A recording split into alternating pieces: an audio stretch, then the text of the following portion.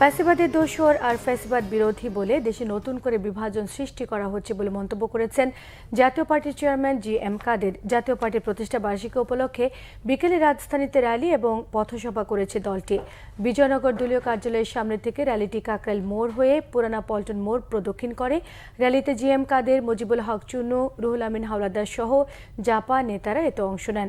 JaPa chairman বলেন, বৈষম্য বিরোধী ছাত্র আন্দোলনের সময় জাতীয় পার্টির নেতা কর্মীরা অংশ নিয়েছে, তারপরও জাতীয় পার্টিকে শেখ হাসিনার দোসর বলা হচ্ছে। জি.এম. কাদের বলেন, ছাত্র জনতাকে যারা হত্যা করেছে তাদের প্রত্যেকের বিচার চায় জাতীয় পার্টি, তবে বিচারের নামে প্রহসন হলে দেশের মানুষ তা মেনে নেবে না। বিভিন্নভাবে আমাদের মামলা মোকদ্দমাগুলো দেওয়া হচ্ছে এবং যেভাবে এগুলোকে হ্যান্ডেল করার কথা বলা হচ্ছে, তাতে আমাদের আশঙ্কা হয় যে কথাটি উনি বারংবার বলছেন যে যারা ফ্যাসিবাদের দোসর এবং যারা ফ্যাসিবাদ তাদেরকে নির্মূল করাটাই হলো বাংলাদেশের একমাত্র সমাধান। তার মানে দেশের 50% লোককে ওনারা নির্মূল করতে চাচ্ছেন। এটা কি এই জন্যই কি এই মামলা, এই জন্য কি ব্যবহৃত হবে এই দেশের অর্ধেক মানুষকে কারাগারে নিয়ে রেখে তারপরে এক এক করে ফাঁসি দেওয়ার ব্যবস্থা?